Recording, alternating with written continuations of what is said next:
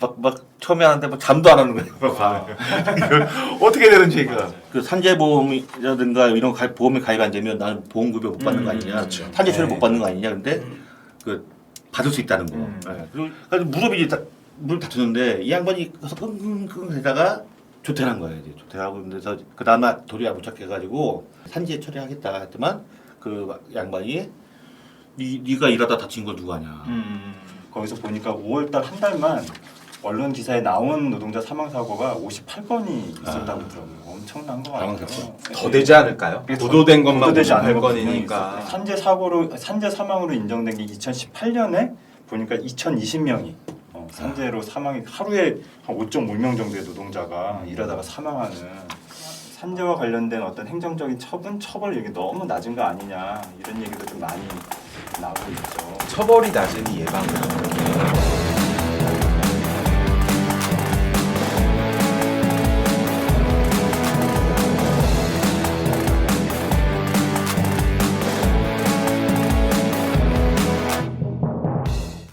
안녕하세요. 노무사와 함께 나누는 노동법의 속사정 이놈 저놈 그놈 놈놈놈입니다. 반갑습니다.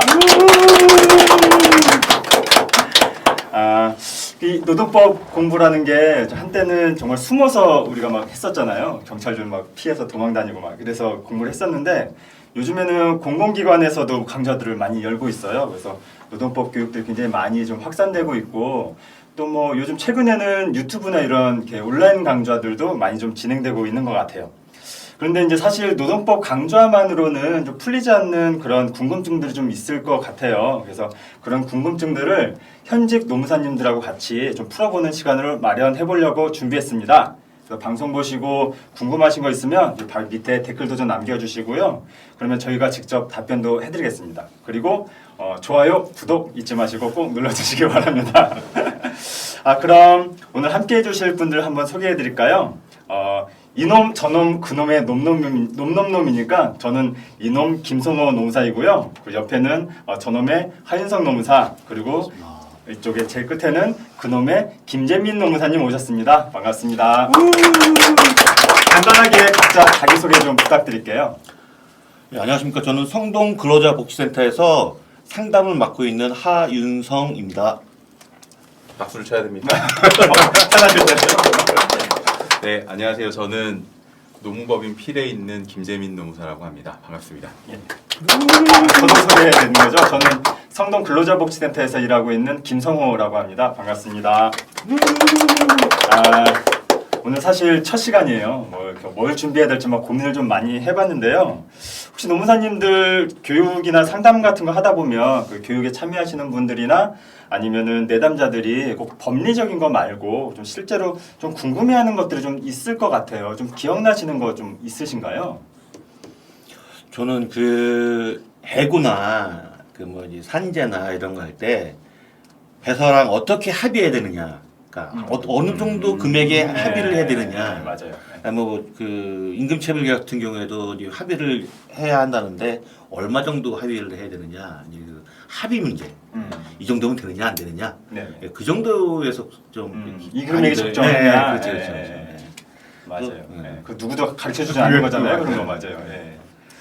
저는 최근에 교육을 하면서 이제 모 공단을 교육을 했는데 우리 엄마가 굉장히 밀접한 그 공단에 계신 분이 저한테 물어보셨던 것 중에서 노무사가 하는 일이 뭐예요? 물어보시는 좀 되게 당황스러웠죠. 노무사한테. 네. 아니 그 모 공단이라고 하지만은 우리 업무랑 밀접한 공단이면은 대부분 어딘지 짐작이 가시잖아요. 근데 너무 당황한 거예요. 그게 모르시나요? 그러니까 모르신대요. 그런 경우도 있었고 가끔 이제 인생 상담을 하시는 분들이 좀 있어요. 그러니까 저희가 이제 하는 일이나 뭐 이런 걸 보게 되면 어쨌든 간에 그분의 인생이 굉장히 중요한 변곡점이 되는데 그래서 이제 단순히 사건이나 법리나 뭐 이런 부분이 아니라 그 일로 돼서 변동되는 자신의 인생에 대한 상담을 좀 물어보시는 케이스들이 있더라고요. 그런 분들이 조금 좀 기억이 나긴 하네요. 맞아요. 저도 이제 제일 많이 궁금해하는 것 중에 하나가 이제 뭐 실업급여와 관련되는 뭐 아주 그냥 사실은 노무사들이 그것까지 많이 다루진 않는데 아주 세세한 어떤 실무적인 신청 방법 이런 것들도 많이 좀 궁금해하고 이 정도는 그러면은 통과되냐 마냐 뭐 이런 것들도 많이 물어보기도 하고 뭐 아무 모르는 거잖아요 사실은. 그래서 그때 이제 어떻게 대답하세요? 1차적인 판단은 결국에는 글로벌공단 하니 제가 판단해줄 사람은 아니다.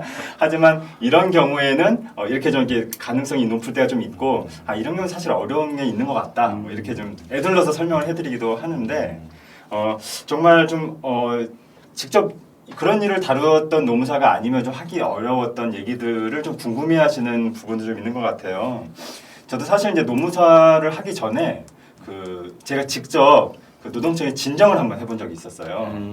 지금 생각해보면 진짜 별거 아니거든요. 근로감독관 만나고 뭐 이런 거 진짜 별일도 아닌데 그때 정말 되게 긴장되고 뭘 어떻게 대응해야 될지 근로감독관이 한마디만 하면 바짝 얼어가지고 저 스스로도 막 지금이면 이제 안 그러거든요. 근로감독관 이제 대놓고 막 서로 이제 뭐 싸우기도 하고 이러는데 그랬던 기억이 좀 나서 그러더라고요.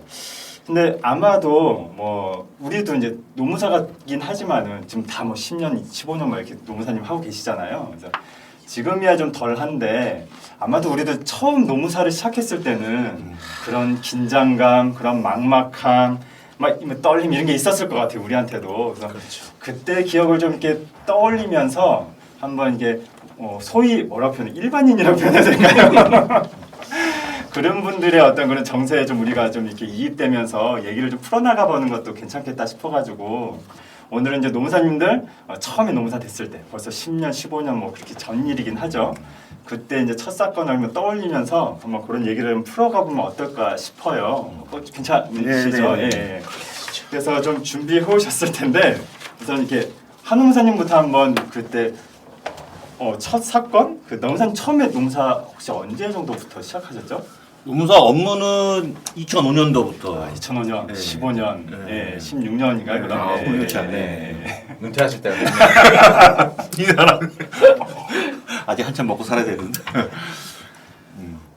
2005년 그 첫 사건은 이제 그 수습 기간 동료 바로 이제 누구 소개로 이제 들어왔던 이제 산재 사건이었는데 그때 사건이 기억에 남았던 게 처음이잖아요. 그러니까 처음에 이제 사건을 시작하면 일반인만큼도 모를 수가 있어요. 그건 충분히 그럴 수 있죠. 하다못해 신청서 우리는 왜 법리만 공부했지 맞아요. 양식을 어떻게 써야 되는 건지도 모르잖아요. 네. 그다음에 뭘 어떤 서류가 있어야 되는지 잘 모르고 그러니까 수습 기간에 겨우 이제 좀 했는데 이제 그 수습 때 도움을 줬던 그 양반들도 이제 없잖아요. 이제 도움을 주는 사람도 안 계시니까 스스로 알아서. 알아서 막 물어 했던 그 산재 사건이었는데 근데 이게 이제 강원도에서 이제 그 무슨 야외 행사를 했던 것 같아요. 그래서 그 텐트 같은 거로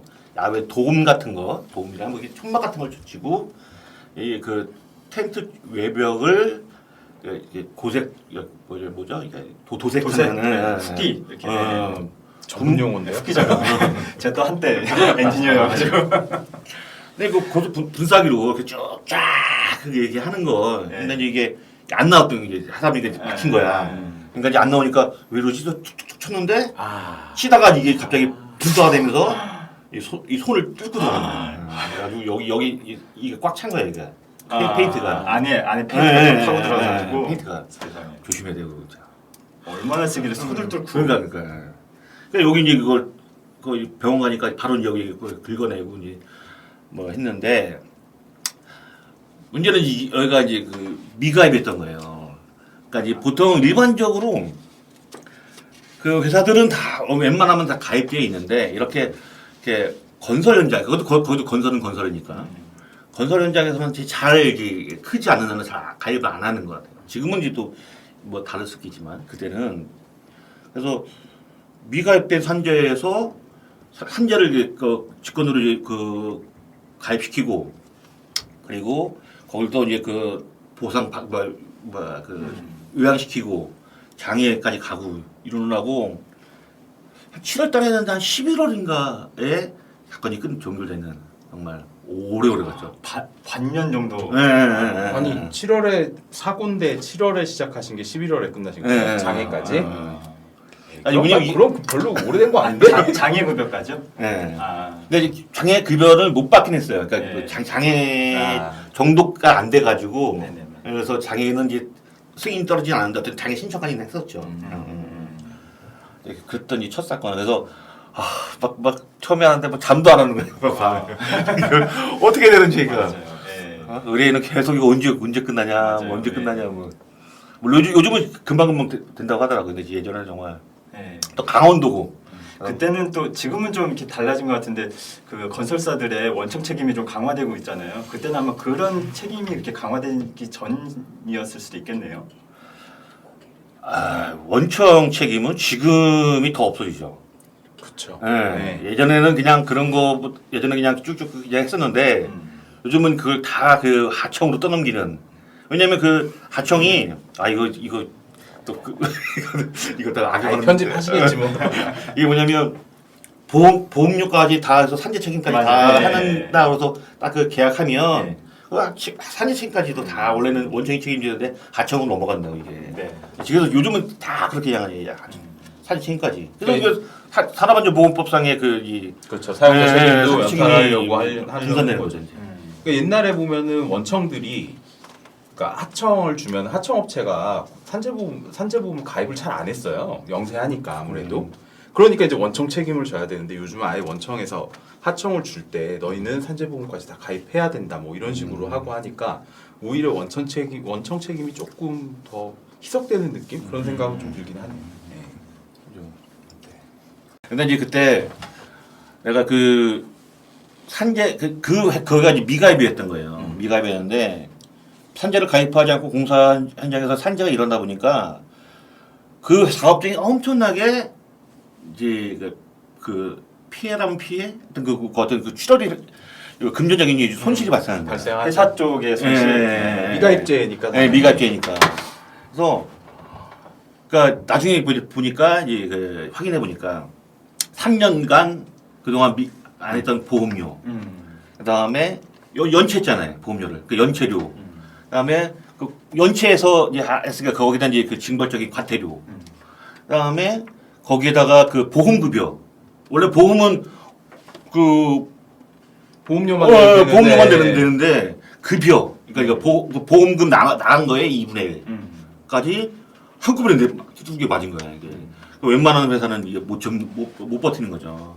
나중에 그 장애 신청을 하려고 딱 가니까 없어지고 회사 없어졌어요. 사업장에서. 그래서 어디 갔어요? 전화해 보니까 네. 이제 망했어요. 물론 이제 그 자기 잘못이죠. 나한테. 어쨌든 이게 잠깐의 그 현실적인 금전적인 그거를 좀 참으려고 좀 아끼려고 하다가 이제 오히려 거기는 이제 대파게 망하게 된 케이스였죠. 옛날에는 미가입죄들이 정말 많았던 것 같아요. 생각을 해보면은 막 제가 직접 했던 사건은 아니고 저희 사무실에서 했던 사건이었는데 분식집, 체인점, 근데 떡볶이 체인점 뭐 이런 데잖아요. 근데는 보게 되면은 이제 본사에서 프랜차이즈를 내주면서 이제 개인 사업자로 동네에 이렇게 차리는데 다른 교육은 다 하면서 노동법 관련된 교육은 거의 안 해요. 그 산재보험을 그 사장님이 고용산재보험을 가입을 해야 되는 것도 몰라. 그 프랜차이즈가 지금은 이제 좀 많이 달라졌을 것 같긴 한데 도대체 그러면은 점주들 불러다 놓고 교육시키면서 옛날에는 그런 걸 안 가르쳐주고 뭘 가르쳐주나 이 생각이 들긴 하더라고요. 가맹점 같은 경우는 개별 사업주니까 그렇죠. 네.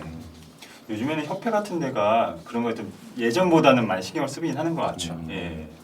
어쨌든 노동 분쟁 발생하면 그 원청이라고 해야 될까요? 거기까지 이제 언론에 이제 노출되고 이런 거면 피해가 가니까 그런 것도 많이 챙기긴 하는 것 같더라고요. 예. 그러니까 한우 무사님 말씀하신 것처럼 미가입 상태에서 이제 산재 발생하게 되면 사업주는 그렇게 엄청난 피해를 보게 되는데, 예.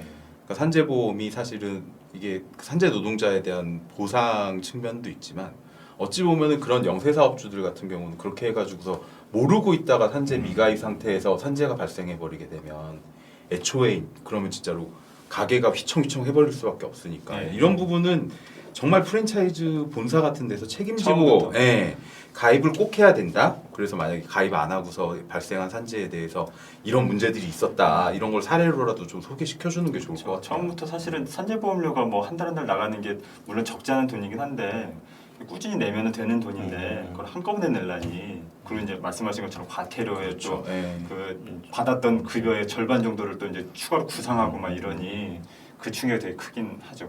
근데 아까 그 직권 가입이라는 표현 쓰셨는데 혹시 뭐 좀 생소한 단어예요? 네. 그러니까 뭐냐면 애초에 이거는 그 우리나라의 사회보험이라는 게 있어요. 사회보험이라는 게 있는데 이거는 국가의 정책상 그 개별 국민들에게 의무적으로 사업장이 가입하든 어쨌든 그 개별적으로 다 가입을 하게 의무화시킨 거예요. 그러니까 보험료를 내지 않아도 가입으로 가입한 것을 간주되게 법이 규정돼 있어요. 근데 이제 실무상에서는 일단 보험료를 안 냈잖아요. 그러니까 이 사람이 아예 행정할 때는 코드가 없는 흔적이 없는 거라. 코드가 없으니까 이거를 딱 집어넣고 그러니까 그동안 이게 어떤 보험료라든가 이런 거 다 계산을 해야 되고 이런 이 과정이 조금 이제 그 필요한 거죠. 이걸 이제 직권 가입, 직권 성립 뭐 이런 말을 쓰죠. 그러니까 예전에는 이렇게 그 산재보험 가입 안 돼 있으면 나 이거 산재 이거 나 뭐 어떡하냐 막 이런 식으로. 맞아요. 예전에 기억나요? 예전에는 지금은 그런데 예전에는 그 공장 다니면 산재보험 가입 사업장 그래서 좀 기억나는 것 같아요. 네. 동판 같은 거 붙여놓고 막 했었잖아요. 건강보험 네. 가입자 아니 맞아. 건강보험이란 뭐 하여튼 그 의료보험 가입자인 거예요. 딱 이렇게 붙여놓고. 근데 지금은 이제 1인성 사업장이 다 되니까 네. 지금은 그럴 필요 없죠. 네. 아니 어쨌든 의무 가입이니까 그런 그 문제가 이제 아예 너 가입에 대한 행정 절차를 안 거친 거에 대해서 행정청이 바로 그냥 그런 거 없이 그냥 하도록 하고. 그러니까 이제 원래 다 가입했어야 되는데 가입 안 하고 있었으니 근데 가입을 안 하고 있는 그 회사의 어떤 행정적 절차를 할 수가 없으니 임의로 가입을 임의로 시켜버리고 가입한 네. 것을 행정 처리를 하고 그렇죠. 그러면 이게 좀 부작용은 시간이 좀 걸리나요? 그렇죠. 그 얼마나 걸리셨어요 그때 이 의제 가입 직권 가입 기간이? 그때 2000년 지금은 뭐 모르겠는데 그때는 한 두 달? 두 달에서 석 달? 그러니까 모르겠어요. 그 근로 그 공단 직원이 또 약간 좀 이제 초짜 냄새 나게 되고 그래서 근데 지금은 근데 그게 그렇게 오래 걸리는 문제는 아닌 것 같아요. 보통 산재가 처리 기간이 특별한 게 아니면 14일인가 그러죠. 2주간 2주죠. 처리 끝나게 돼 2주고 있죠. 질판위로 네. 넘어가면 20일이는데 네.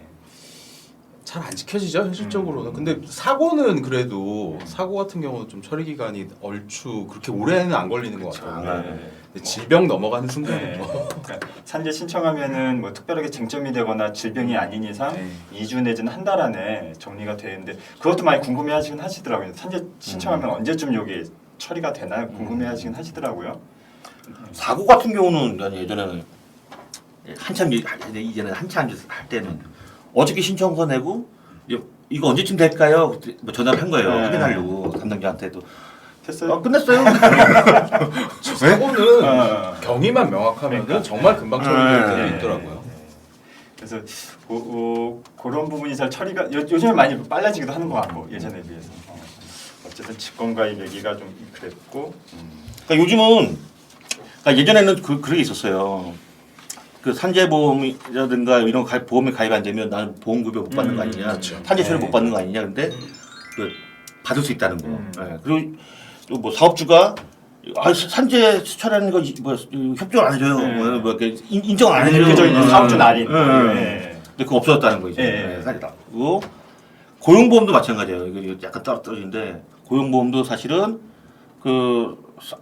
나는 이제 왜 보험료를 내잖아요. 본인도 이거는 50대 50이 되니까. 근데 그것도 사회보험이기 때문에 고용보험에 가입하지 않았더라도 이후에 신청하면 받을 수 있다. 물론 이제 본인 부담금 내야 하겠지만 그게 이제 사회보험과 그냥 일반 사보험 그러니까 그야말로 그 차이점이죠. 이제. 한호무사님 말씀하시니까 옛날에는 지금이야 이제 많이 바뀌었죠. 2018년도에 이제 사업주 날인제도 폐지됐으니까. 근데 옛날에는 정말 그런 일이 많았던 것 같아요. 사업주가 날인은 안 해주는데 이거 그럼 나 어떻게 해야 되나? 그때 당시에 이제 많은 분들이 제일 착각을 하셨던 게 어떤 거냐면은 사업 산재보험의 승인과 뭐 불승인에 대해서 사업주가 이걸 한다라고 생각을 하고 계셨던 분이 아니면 정말 많았던 것 같아요. 회사가 신청해 주는 걸로 네, 알고 그래서 회사가 안 사업주가 해준대요, 그러면. 날인을 안 했을 경우엔 난 산재가 안 되나 보다. 그래서 사업주한테 막 찾아가서 막 사정도 하고 뭐 이런 케이스들이 정말 많았던 것 같은데 그래도 어쨌든 그 사업주 날인 제도도 폐지가 되기도 했고 최근에는 그런 케이스들은 많지는 않은 것 같긴 하네요. 근데 옛날에 정말 많았죠. 예전에는 그죠. 여기다가 이제 하도 문제가 되니까 날인 안 해도 산재 신청은 가능하다. 근데 또 그것도 이제 또 하면은 사업적 확인 절차를 좀 거치니까 그쵸. 크게 달라지지 않았었는데 최근에는 아예 양식 자체에 사업주 날인하는 양식을 이렇게 하나 지워버려가지고 좀 더 신청하는 것 자체는 좀 수월해지긴 하는 것 같아요. 날인 거부 시절에는 정말 그게 뭐냐면은 지금 김 노무사님 말씀하셨듯이 사업주가 날인을 거부하는 의미가 뭐냐면 이 재해 경위에 대해서 인정하지 않겠다잖아요. 근데 옛날 같은 경우에는 이제 산재보험의 보장이 지금보다 보장 범위가 제가 생각했을 때는 기준이 더 축소돼 있었으니까 지금 좀 더 넓어지긴 했는데 이 날인 거부 한번 딱 받게 되면은 공단에서도 일단 색안경을 끼고 보는 거죠. 왜 사업주가 이 재해 경위를 인정하지 않을까? 그러면은 우리가 제출한 재해 경위가 오히려 거짓이 아닐까. 그러니까 입증하거나 막 이러려면 자료들이 정말 더 꼼꼼하게 필요했던 것 같아요. 그 시절에는. 그러니까 사업주들이 막 그러면서 특히나 건설 쪽에서는 이런 걸 날인 거부를 핑계로 해서 내가 사인 안 하면 너 어차피 인정 안 될 수도 있으니 대충 합의 보자 뭐 이렇게 공상 쪽으로 몰아가기도 하고 막 그랬던 것 같네요. 기억을 해보니까. 그러니까 그런 것만 봐도 노동관계라는 건 사실 되게 굉장히 좀 역동적이라고 표현해야 될까요? 변화하는 것 같아요. 이제 과거에 산재를 인정했던 폭이 요만큼이었다면 그렇죠. 점점 그거에 대해서 이제 그 피해받은 사람들도 좀 이렇게 의심 갖고 문제 제기하고 또 그런 것들이 이제 시민사회의 어떤 그런 뭐 이렇게 여론화되고 막 이러면서 점점 그 인정폭들이 좀 더 늘어나고 대표적인 게 어디 뭐 이렇게 뭐 반도체 회사의 뭐 백혈병 같은 것도 그런 거고 최근에는 예전엔 거의 인정 안 됐던 뭐 직업성 암 이런 것도 이제 산재로 인정도 많이 되고 출퇴근제에 보면 맞아요. 이렇게 얘기했잖아요. 출퇴근제 정말 인정받으려고 했을 때 정말 제한적인 폭이었었는데 맞아요. 사업주가 제공한 교통수단을 이용하다 사고가 나야 되는데 그렇게 제공해주는 교통수단을 하는 회사가 얼마나 되냐고. 오히려 그러니까 큰 회사들은 보장을 받고 오히려 네. 이게 없는 비정규직들이나 이런 데들은 똑같이 출근하다가 다쳐도 오히려 이렇게 보호를 못 받는 그런 말도 안 되는 이게 역 상황이 발생하기도 하고 그랬던 것 같긴 해요. 예, 그러면 이제 산재라는 게 오히려 이제 좀 노동청이나 이런 데도 좀 어렵긴 할 텐데 좀 뭐 느끼게 좀 복잡하게 느껴지기도 하는 것 같아요. 저도 처음에 이제 노무사 될 때도 이제 저도 산재할 때 저도 되게 긴장 많이 했죠. 이제 우리 임금체불이나 이런 거는 좀 어떻게든 이제 막 디빌고 들어가면 어떻게든 해결이 되는데 산재는 좀 이렇게 전문적인 것도 좀 들어가고 순간의 판단 미스가 들어가면 좀 이렇게 어려워진 상황도 있고 초기에 어떤 그런 증거다 그러나 이런 걸 놓쳐버리면 나중에 이제 입증할 수 있는 것도 없어지고 그래서 저도 한번 사실은 그 산재를 했을 때 비슷한 사례인데 한 번은 승인받고 한 번은 승인받지 못했던 기억이 했었는데 경비 노동자가 사망했던 사건이었어요. 점심시간에. 근데 한 사건은 공사장의 경비 노동자였고 한 사건은 학교 그러니까 학교가 이제 그 교사들이 한 4시쯤에 퇴근하고 학교 보안관도 퇴근하면 이제 밤 시간을 지키는 경비 노동자들 숙직을 하시는 이분들이 이제 숙직을 하는데 이분들이 참 어려운 게 보통 그 연로하신 분들이 오시잖아요. 그렇죠. 근데 문제가 언제냐면 연휴 때 특히 명절 때 발생하는 거예요. 그 평일에는 그 밤에 그래도 이제 출근해가지고 다음날 아침에 퇴근하면 되는데 명절 때는 명절 시작하기 전날 오후 한 4시나 5시에 출근해서 명절이 다 끝나고 나서 이제 퇴근을 하셔야 되는 거예요. 완전 감옥이라고. 예. 그러니까 이제 노동 시간이 무한정 길어지는 거죠. 이제 그러다가 사망을 하신 거예요. 근데 하필이면 그 사고로 추정된 시간이 점심 시간이었던 거예요. 이분의. 그러니까 이제 휴게 시간이었던 거죠. 이분에게는. 우리 이제 법적으로는 휴게 시간이 그 지휘 감독에서 벗어난 자유로운 시간인 거잖아요. 근데 혼자서 그 넓은 학교를 지키고 있는데 사실상 점심 시간이라는 게 의미가 없는 건데 그 당시에 그때도 벌써 한 10년 전이었으니까 지금은 또 사회인식이 조금씩 바뀌고 얼마 전에 대법원 판례도 이제 뭐 경비 노동자가 뭐 이렇게 가수면 상태나 이런 것들은 노동 시간으로 인정돼야 된다는 판례도 나와서 좀 사회 분위기가 좀 바뀌고는 있는데 그때는 그게 이제 좀 이거 실제로 이제 뭐 지휘 감독하에 이제 학교를 관리하던 시간이었다 이런 것들 입증할 수가 없으니까 그래서 뭐 그런 사례가 하나 있었고 또 건설 노동자 같은 경우는 점심 시간은 아니었던 거죠. 그냥 둘 다 추락해가지고 다치셨던, 둘 다 연로하셨던. 초기에 이제 증거 수집을 어떻게 해야 될지 그래도 참 어려웠던 사건이었던 걸로 기억이 나더라고요. 그래서 그 이참에 백명은 뭔데요? 둘 다 뇌출혈? 네, 뇌출혈. 떨어지셔가지고 둘 다 추락? 예, 추락이에요 이제. 사고네요, 사고. 네, 사고였어요. 첫 번째 분은 추정하는 거죠. 다 CCTV도 없고 그러니까 학교에 그런 거 있잖아요. 왜 그 큰 뭐죠 쓰레기 자동 그 컨테이너 같은 거. 그때 또 마침 이제 학교에 공사가 리모델링 공사가 있어서 건축 건축 폐기물들을 폐기물들을 두는 곳이었는데 아마 그것을 한번 보시려고 올라갔다 거기서 미끄러져 떨어졌나 봐요. 근데 그거를 즉시 발견하지 못한 거예요.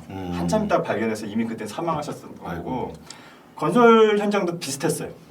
오히려 CCTV에 안 잡히는 어떤 공간에서 쓰러지셔가지고 이제 됐는데 그거는 이제 어쨌든 노동시간 과정이었다 뭐 이렇게 인정받는 폭이 좀 있어가지고 좀 인정이 됐던. 그래서 이제 난 그것도 될것 같은데. 그러니까 됐을 수도 있었는데 그때 이제 여러 가지 뭐 좀 미흡한 부분들이 좀 있었을 것 같은데. 그래서 이제 대리인이 잘못한 거 아니에요? 자기 반성의 시간인가요? 10년이 지난 다음에 뭐 이거 좀 잘라주시고요. 대리인이 무조건 그래서 아니 어떻게 질병도 아니고 사고인데 왜? 그게 그 휴게 시간이란 게 아니 휴게 시간이 어떤 거 업무 수행기호 있잖아요. 그것을 그때 이제 감독관이 그 근로복지공단이 그 휴게 시간에서 업무상 시간이 아니었다. 업무 지휘 감독 하에 발생한 것이 아니고 자유로운 자기 활동. 또 이제 그 학교에서 주장했던 게 거기 있던 폐지를 주술라고 했었다. 뭐 이런 식의 이제 악의적인 얘기가 있었던 거예요. 그 경비노동자가 폐지를 거기 건설 폐자재에 있는 폐지를 모아다가 자기가 임의로 팔아서 용돈을 벌었다. 말도 안 되는 소리. 그러니까요. 예. 그래서 뭐 그런 거 해가지고 주변에 폐지 무슨 뭐 고물상 업체도 다 뒤져서 막 실제로 그런 일이 있었냐 뭐 이거 뭐 조사하고 그랬는데 어쨌든 그런 게 이제 악의적으로 좀 개입했던 폐지를 그 폐기물 담는 그 트레일러 같은데 다 채워도 몇만 원 안 나올 텐데. 그러니까 이제 이런저런 뭐 전선도 있고 막 이러잖아요. 폐기물 안에 종이랑 이런 것들을 이제 해서 고물상 같은데 고물상에 팔려 그랬다. 이러니까 이제 휴게 시간이니까 업무 시간도 아니었고 하던 것이 정말로 이제 그 뭐죠? 그 경비 중에 있었던 것도 아니고 자기가 이제 폐지 주술라고 했던 거다. 이렇게 이제 인정돼 버린 거예요. 그때 그래서. 어쨌건 아까 말씀하신 것처럼 회사가 악의적으로 협조하지 않으려고 하면은 여전히 산재는 굉장히 어려운 그런 상황인 것 같아서 이거는 결론적으로는 대리인이 잘못했다. 그래서 이제 꼭 대리인이 없는 경우는 더 그게 좀 이렇게 신경 쓰이고 그러잖아요. 그래서 이제 산재를 시청하는 과정에서 좀 이렇게 포인트 놓치면 안 될 것들을 한번 좀 이렇게 그 얘기를 좀 나눠보는 것도 좀 중요할 것 같아요. 좀 어떠세요? 요즘에 꼭 그 첫 사건이 아니더라도 그 뒤에 이제 쭉 있었던 사건 중에서 생각해보니까 이런 포인트들은 좀 챙겨야겠더라. 그런 게 좀 있을 것 같아요. 네. 나는 이 기억에 남는 게 그 이제 마트 노조지 그래서 마트 노조는 아니고 어떠한 마트에 있는 노조가 하는 이제 강의 교육을 갔는데 여기 한 분이 그런 거예요. 이제 상담을 하는 거예요. 그 마트 그 진열대 뒤에 보면 창고가 있는데 거기에 이제 그 사다리를 타고 올라가서 그 이제 까대기 박스. 그거 하려고 이제 이제 끈에다가 사다리 떨어진 거야. 무릎으로 이렇게 탁 떨어졌다네. 아이고. 그래서 무릎이 이제 무릎 다쳤는데 이 양반이 가서 끙끙끙 대다가 어쨌든 나와서 이제 그 담당자한테 얘기하고 조퇴한 거예요. 이제 조퇴하고 그래서 그 다음에 도리가 부착해가지고 가가지고 이제 뭐 이게 병거 이게 산재 처리하겠다 했더만 그 양반이 네가 일하다 다친 걸 누가 하냐. 그래서 이거 밖에서 다쳤는지 안에서 넘어졌는지 어떻게 하냐. 그래서 이거 안 해준 거예요. 이게 거부한 거예요. 예. 그러니까 불분명하니까 경위가 불분명하니까 이제 안 된 것 같아 그 당시에. 야 이제 그래서 내가 물어봤어요. 아니 그럼 그렇게 아프면 그 억지로 걸어 나가지 말고 119를 부르지 뭐하러 이렇게 했냐 했더만 아유 뭐 매장에 손님도 많으신데 어떻게 그 119를 부르냐. 119는 난리 무슨 일이야 그러면 난리 날 수 있지. 그러니까 뭐 이럴 줄 알았으면 불렀을 거예요. 막 그러더라고요. 그래서 아니 저 몸이 아픈데 뭐한 회사 뭐 체면이 충성할 필요 없다. 내 몸이 최고다. 항상 지금 강의할 때 이제는 좀 그러다 싶으면 뭐 증인도 없고 뭐 좀 상황이 안 좋다 그러면 그냥 119 불러라. 119 부르면 이거 왜그 119 구급 증명원이 증명이 나오니까. 나오니까 구조 그급 거기에 증명원이 뭐 나와요. 날짜, 시간 뭐 경위. 대략적인 예. 경위 다 나오니까 옛날에는 지금은 안 해봐서 모르겠는데 옛날에는 딱 그 아무 저 가서 소방센터 가서 이날 이렇게 했는데 뭐 위임장 내고 지금도 아마 지금도 다 그러면 돼요. 네. 팩스로 다 보내줘요. 네, 팩스로. 맞아요. 지금은 모르겠어요. 지금도 가까운 소방센터 가가지고 지금 이메일로 보낼지도 몰라. 전산하면서 그러니까 굳이 뭐 그럴 필요 없다. 네, 맞아요. 참고 그냥 이렇게 그러니까 사고가 났을 때 119가 중요하다. 네. 그리고 119를 못 불렀다고 하신다고 하면 병원에 가게 되면 내원 경위를 말하게 돼요. 맞아. 119를 못 불렀다 하더라도 병원에서 의사 선생님하고 상담을 하실 때라도 음. 내가 이러이러한 경위를 통해 가지고서 이렇게 다친 건데 너무 아프다 이렇게를 말씀하시면 차라리 낫죠. 그럼 어쨌든 거기 진료 기록에 네, 진료 한마디라도 들어가니까 들어오니까 예. 주장할 수 있는 여지가 생기는 거죠. 진호사님 얘기 잘하셨는데 이제 그 최초 진료 기록이라고 해요. 네. 그러니까 병원 딱 다쳐서 딱 들어가면 혈압 검사기가 다 된단 말이에요. 네. 뭐 어떻게 뭐 혈압이 얼마냐, 뭐 피도 뭐 검사하기도 하고 막 다요. 이 사람이 어떤 상태인지를 그게 이제 딱 가면 이후에 그 근로복지공단에서 산재 신청 딱 들어가면 그 최초로 왔을 때 다치고 나서 최초의 그 진료 기록, 그러니까 의학적인 정보를 담긴 거죠. 그게 다 글로 가요. 이 상황이 어떤 상황이 있는지. 그때 말씀하신 대로 최초 의 진술이 굉장히 중요하거든요. 그러니까 웬만하면 진술을 좀 본인한테 유리하게 유리하게 해야지. 예. 유리하게까지도 안 바라는데 있는 그냥 그대로. 있는 그대로라도 네. 말씀을 해주셨으면 예. 좋겠어요.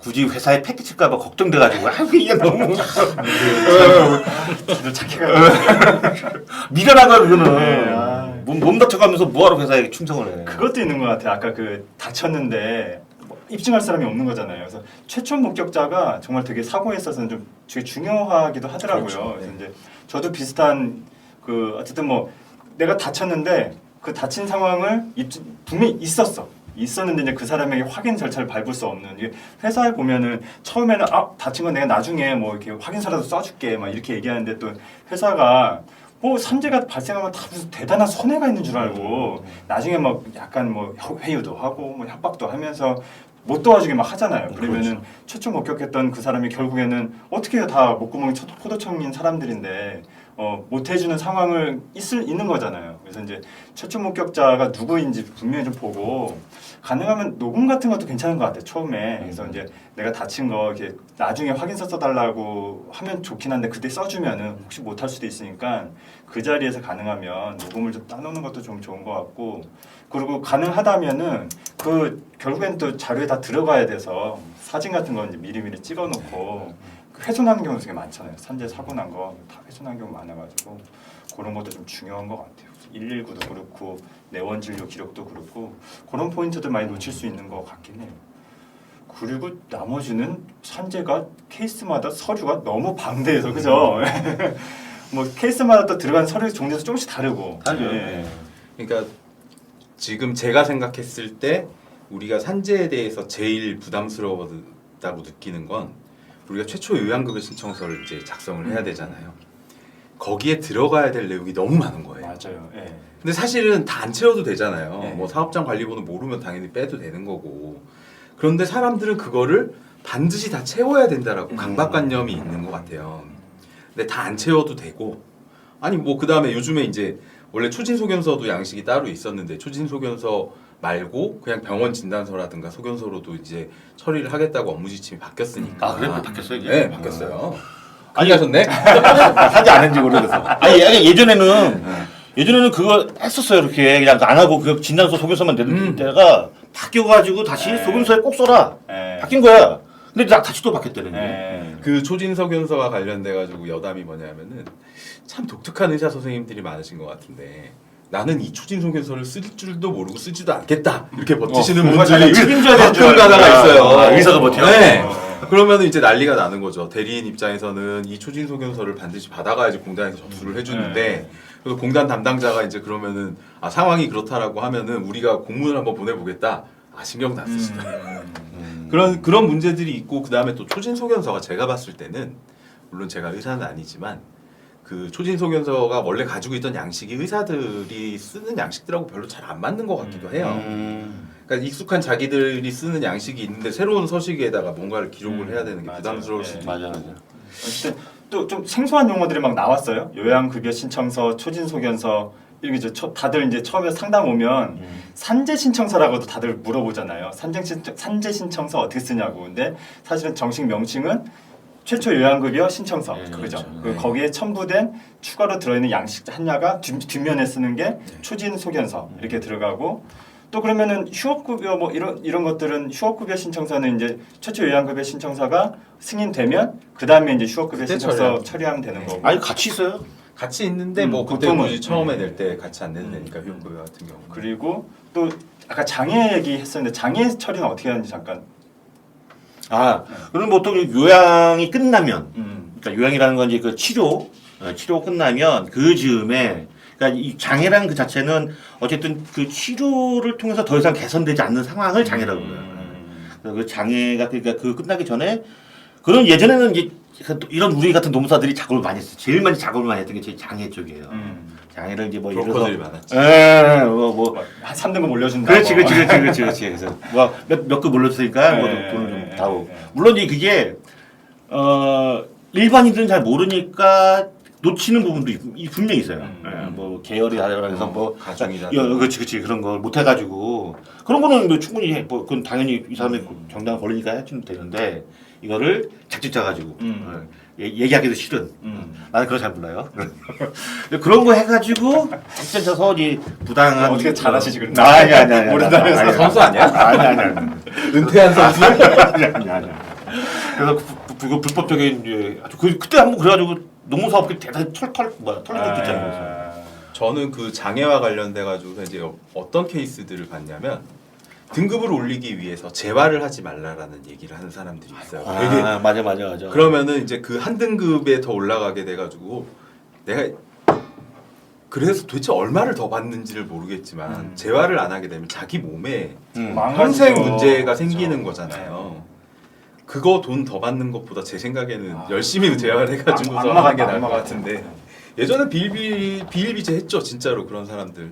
이건 내가 지금 잘 몰라서 그 장애 일단 급여가 떨어지고 나서 그 다음에 죄 다시 뭐 생겼죠. 몇 년 전에 한 5년 전인가 장애 등급을 다시 심사하는 거 생겼어요. 심사제도 있죠. 네. 그거는 그 의무적으로 하는 거야 아니면 그냥 공단이 임의로 판단해서 하는 거 네. 같아요. 공단이 이 정도 장애가 얼마만큼 회복이 됐느냐를 이제 만약에 아마 자체적인 판단 기준이 있는 것 같아요. 그래서 해당이 된다고 하면 다시 와서 재심사를 받아라 이렇게 얘기를 하는 것 같더라고요. 근데 적혀 있는 문구는 되게 좋아요. 혹시라도 장애가 좀 이렇게 변화되면 그만큼 보상해주겠다고 이런 식으로 하는데 사실 장애 등급보다 떨어뜨리는데 다 사용이 돼가지고 그래서 장애라는 게 어떻게 보면 말씀하신 것처럼 내 어떤 상병이 고착화된 거죠. 이렇게 다시 말하면 의학적으로 더 이상 발달할 수 없다. 심화되지도 않고 개선되지도 않은 어떤 상태를 확인되면은 그때 이제 장애급여가 나가는 건데 장애급여를 몇 년 후에 다시 재심사하겠다는 거는 이 취지 자체를 되게 훼손해가지고 오히려 이제 다친 사람들에게 좀 피해를 주는 제도처럼 그때 많이 좀 비판이 있었었죠. 이제 근데 생각난 게 있어요. 아까 학교 경비노동자 질병으로 판단했던 것 같아요. 내가 이거 역시 대리인이 잘못한 게 맞네. 대리인의 무능 사고인지 질병인지도 아직 구분 오래전이라 기억이 못하니까 안 나서 잘. 대리인의 무능이었어. 편집하시는 걸로. 살리시는 걸로. 이 산재 얘기는 좀 마지막으로 좀 마무리하면서 이게 이제 아까 계속 이제 비슷한 얘기에서 반복했는데 이 정도 산재는 꼭 전문가 지원 없이도 충분히 가능한 산재가 있을 것 같고 어떤 거는 초기부터 좀 전문가의 지원이 좀 필요한 게 사실 있잖아요. 그런 것 좀 어떻게 구분할 수 있는지 그 얘기 좀 하면서 이 산재 얘기 좀 마무리 해볼까요? 저부터요? 예. 일단 사고 같은 경우는 제 생각에는 굳이 전문가들이 필요할까 하는 생각이 좀 드는 거죠. 어쨌든 전문가가 일을 대리를 하게 되면은 거기에 대한 비용이 이제 발생을 하게 되니까. 근데 옛날에는 아까 말씀하셨던 것처럼 참 입증하기도 어렵고 CCTV도 없는데 요즘은 우리나라 CCTV가 너무 많이 발달돼 있어가지고 아까 저희 오면서 지하철에서 CCTV 봤는데 20개가 걸리는 거예요. 네. 도망칠 곳이 없다. 그러니까 정말로 상황적으로 봤을 때 사고가 웬만해서는 다 기록이 남을 수 있기 때문에 저는 사고 같은 경우는 크게 의미가 없을 것 같고 대신에 이제 질병들 특히나 이제 과로사 쪽으로 과로사. 넘어간다고 하면 그때는 아무래도 도움이 많이 필요하실 수 있겠죠. 질병 같은 나도 네. 동일해요. 이제 사고로 오면 얘가 또 맡기지 말고 그냥 본인이 하시라고. 음. 오히려 간단한 사건을 대리인을 통해서 하면 작전 짜고 아니야? 이렇게 생각하면 오히려 역효과가 날 수 있어요. 요즘은.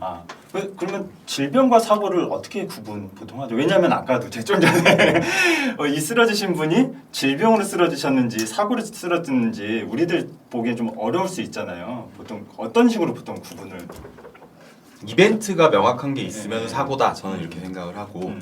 별다르게 특수한 이벤트가 없음에도 불구하고 몸이 안 좋아졌다 그러면 질병이다 이렇게 쉽게 생각을 하시면 그렇게 보시면 될 것 같아요. 그럼 아까 무릎 나가고 이런 것도 어떻게 보면 추락 사고죠. 사고죠. 그건. 질병으로 볼 수도 있고 사고로 볼 수도 있고 아니죠. 그런 거. 이건 명확하게 사고죠. 추락 사고. 그런 것도 좀 있던데 그 있지 않나요? 그 진단서에 보면은 병명 코드 이런 거로도 좀 이렇게 구분을 하지 않나요?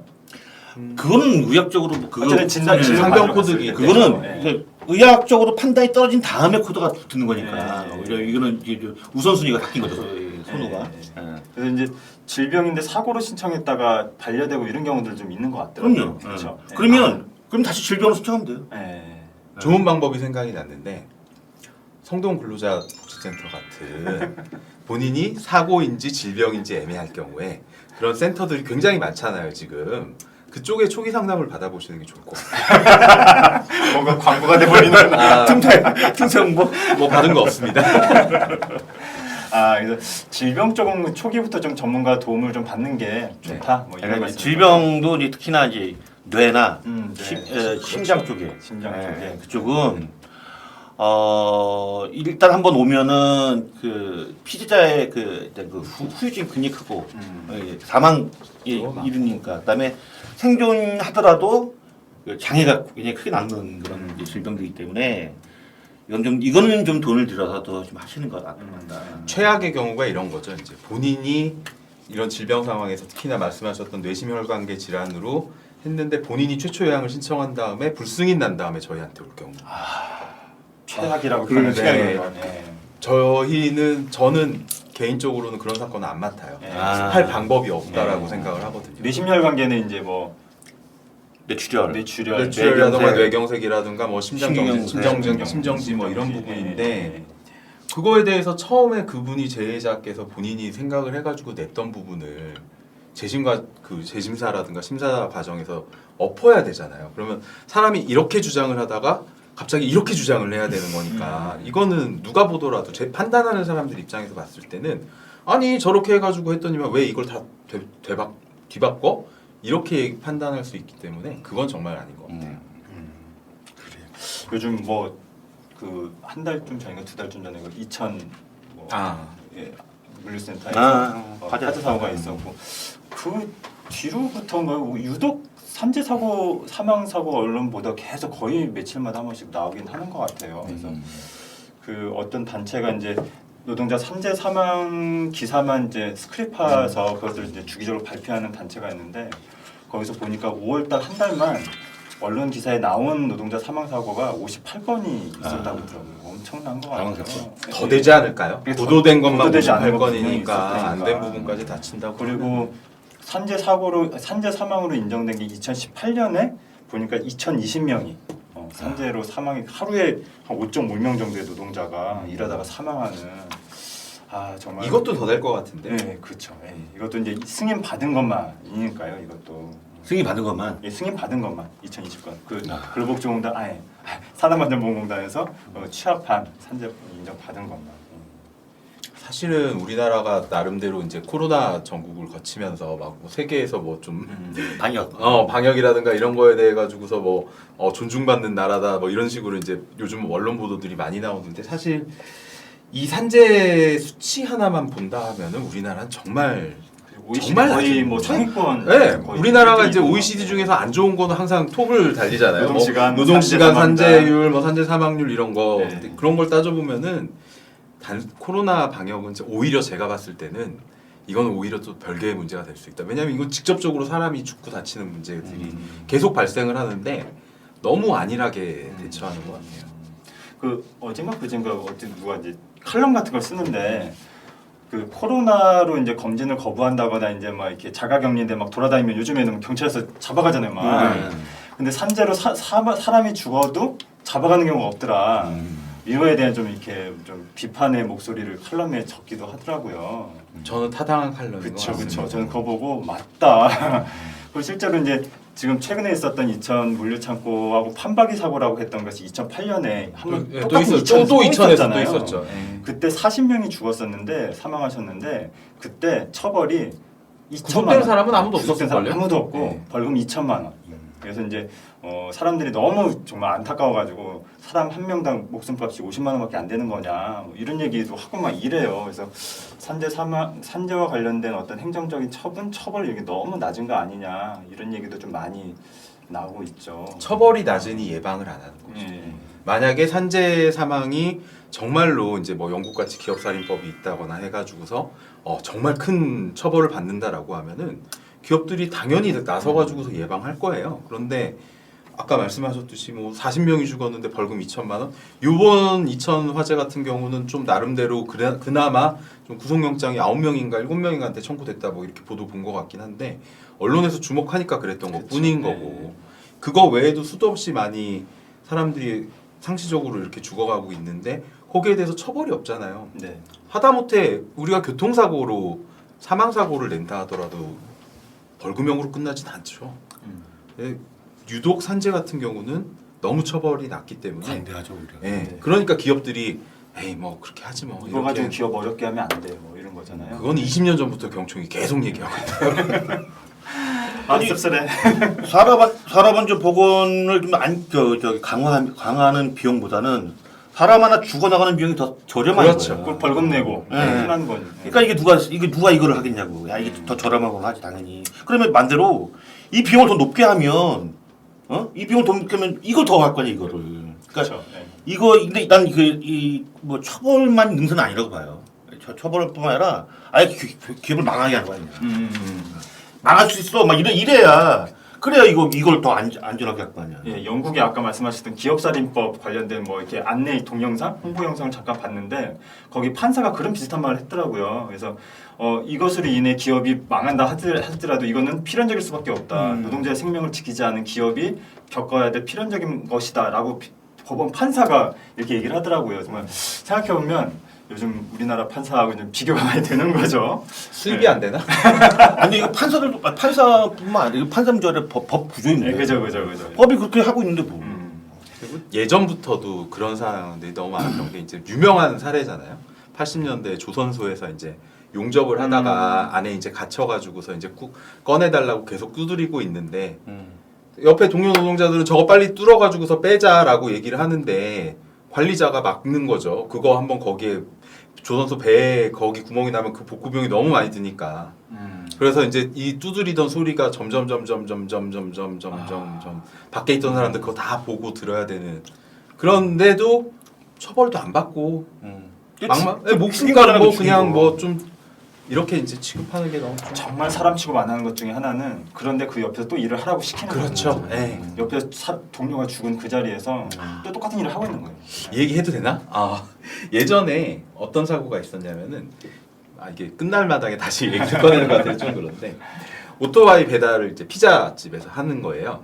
여기도 미가입제였는데 크리스마스 이브예요. 그러니까 피자 배달이 엄청 많잖아요. 근데 겨울이니까 눈도 오고 막 길도 미끄럽고 이러는 상황에서 이 친구가 오토바이를 타고 가다가 사고가 났어요. 그러니까 막 병원 가고 다행히 이제 사망은 아니지만 막 난리가 났는데 배달 아르바이트가 이제 2명이 있었는데 딴 친구가 이제 그걸 막 하다가 이제 배가 너무 고파가지고 밥 좀 먹을게요. 그러니까 사업주가 그 사고 난 오토바이 뒤에 배달하려고 있던 피자를 그거 먹어라 이렇게 얘기를 하는 거예요. 그 친구들이 그때 당시 나이가 다 10대였거든요. 그 사고를 겪었던 친구 옆에서 그 도와주다고 이제 배고프다라고 얘기하는 그 친구 다 10대였거든요. 10대 때 그런 사고를 겪고 사업주가 그렇게 얘기하는 거를 들었으면 이 친구들이 지금 한 이제 20대 중후반 정도 후반 뭐 그 정도 됐을 것 같은데 지금 어떻게 생각을 하겠나요? 예, 우리가 행복해지려고 일하는 거지 정말 자기 목숨 걸고 일하려고 하는 건 아니다 보니까 그런 부분들을 오늘 이렇게 우리 영상을 보시는 분들도 같이 좀 이렇게 고민을 같이 하는 시간이 좀 됐으면은 좋겠다는 마음도 좀 들면서 뼈 빠지게 하드웨어가 일하면 많은데, 뼈 빠지게 일하면 뼈가 빠지고요. 죽도록 일하면 죽습니다. 맞아요. 오늘의 명언이에요. 준만큼 일하면 돼. 맞습니다.